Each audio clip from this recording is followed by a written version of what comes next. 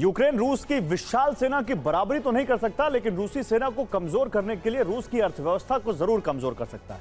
Ukraine ने पिछले साल भी रूसी तेल व्यापार को खत्म करने का अभियान शुरू किया था, लेकिन बहुत बड़ी कामयाबी नहीं मिली। लेकिन 2026 की शुरुआत से अब तक यूक्रेन ने बेहद तेज रफ्तार से रूसी रिफाइनरियों को निशाना बनाना शुरू किया। रूस में अब तेल की भारी किल्लत है, वही क्रीमिया से भी लोगों का पलायन हो रहा है। तेल ठिकाने नष्ट करने के बाद यूक्रेन अब मिशन ब्लैकआउट चला रहा है और कई बिजली स्टेशंस को वो नष्ट कर चुका है। और यूक्रेन रूस के कई बड़े तेल ठिकाने को नष्ट कर चुका है। जून 2026 में मॉस्को ऑयल रिफाइनरी पर हमला हुआ।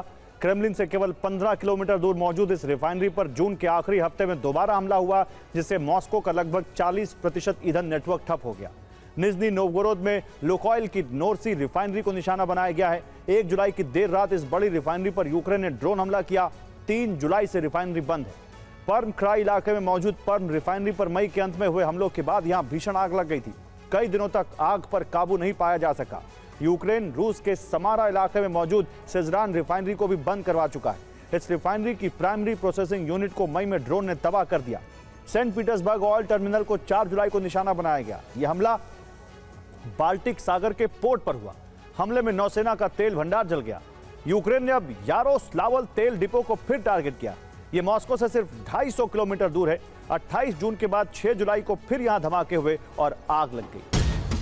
क्रीमिया में हवाडिस के एयरबेस पर हमला किया गया। हवाडिस के एयरबेस पर ड्रोन हमलों के बाद धमाके हुए। हवाडिस के एयरबेस पर रूसी नेवी के जहाज मौजूद थे। यूक्रेन पर हमले के लिए यहां हथियार और उपकरण रखे जाते थे। और क्रीमिया में यूक्रेन का ऑपरेशन ब्लैकआउट जारी है। यूक्रेन अब तक पश्चिम क्रीमिया सब स्टेशन को जला चुका है, जिससे भारी बिजली संकट पैदा हो गया है। इसके अलावा बख्ची सराय सब स्टेशन को भी ड्रोन हमलों से तबाह कर दिया गया है। यूक्रेन ने सिम्फरोपोल सब स्टेशन पर भी हमला किया है, जिसकी वजह से क्रीमिया में बिजली संकट और गंभीर हो गया। यूक्रेन ने ड्रोन से जिमिने सब स्टेशन को निशाना बनाया। ड्रोन धमाकों के बाद यहां से भी बिजली की सप्लाई बंद हो गई।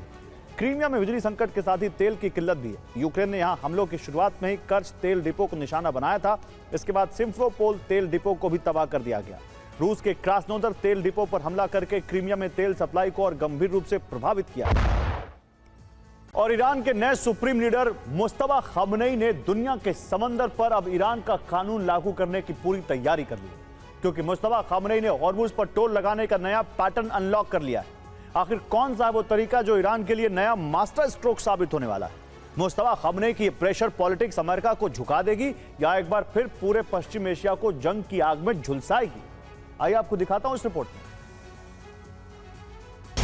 क्योंकि इस युद्धकाल में पहली बार हूती ने बाब-अल मंदेब में हमले किए हैं, जो ईरान के इशारे पर किए गए। हूती विद्रोहियों ने लाल सागर में कार्गो शिप पर हमला किया। हुदैदा बंदरगाह के पास एक मालवाहक जहाज को निशाना बनाया। इस हमले में 16 सैनिकों की मौत हो गई। यह हमला इस बात का संकेत है कि अगर हॉर्मुज पर ईरान की शर्तें नहीं मानी गई तो इस बार बाब-अल मंदेब भी बंद कर दिया जाएगा। लाल सागर रूट स्वेज नहर से होते हुए यूरोप को अरब देशों से जोड़ता है, जिसमें जहाज यूरोपीय देशों से पूर्वी भूमध्य सागर होते हुए स्वेज कैनाल के जरिए लाल सागर में दाखिल होते हैं। इसी रूट पर 32 किलोमीटर चौड़ाई वाला बाब-अल मंदेब स्ट्रेट है। कार्गो शिप अदन की खाड़ी पार करके अरब सागर में दाखिल होते हैं और वहां से हॉर्मुज स्ट्रेट से गुजरते हुए फारस की खाड़ी से अरब मुल्कों तक पहुंचते हैं। इस रूट पर 12 दिन लगते हैं और करीब 11,000 किलोमीटर का सफर तय करना पड़ता है। अगर ईरान बाब-अल मंदेब ब्लॉक कर देता है तो जहाजों को फारस की खाड़ी से होते हुए हॉर्मुज स्ट्रेट से आगे अरब सागर से रास्ता बदलना होगा, जहां से हिंद महासागर के पास केप ऑफ गुड होप से अफ्रीका की तरफ जहाज जाएंगे। यहां से एक लंबा चक्कर लगाते हुए यूरोप पहुंचेंगे।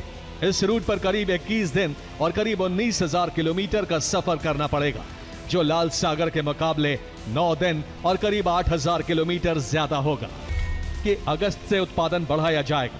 टारगेट के तहत 1,88,000 बैरल प्रतिदिन और बढ़ाने पर जोर रहेगा, जबकि ओपेक प्लस ने अप्रैल से जुलाई के बीच अपने उत्पादन में लगभग 8 लाख बैरल प्रतिदिन का इजाफा किया है। ओपेक के आंकड़ों के मुताबिक ओपेक प्लस का उत्पादन फरवरी में 42.77 मिलियन बैरल प्रतिदिन से घटकर मई में 33.13 मिलियन बैरल प्रतिदिन हो गया था।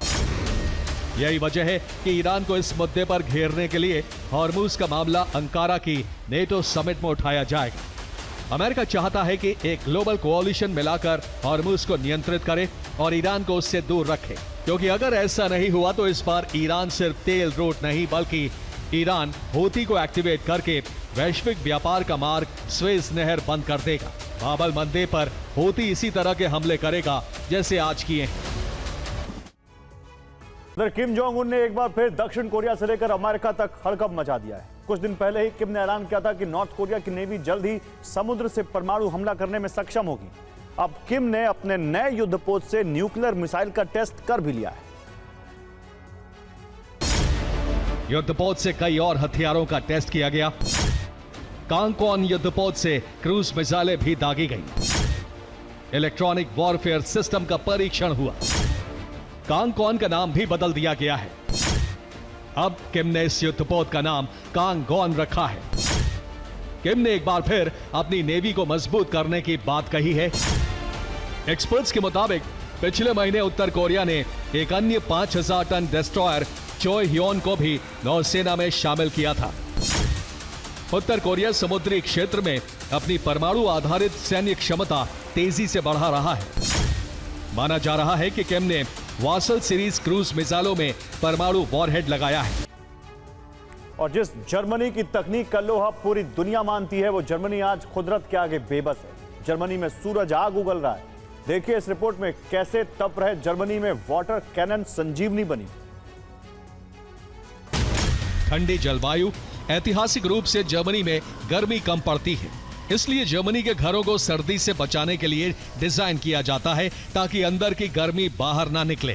सांस्कृतिक रूप से एयर कंडीशनिंग को अक्सर बहुत ज्यादा ऊर्जा की खपत वाली लग्जरी की चीज माना जाता है और यूरोप में ऊर्जा खपत को लेकर बेहद सख्त नियम है।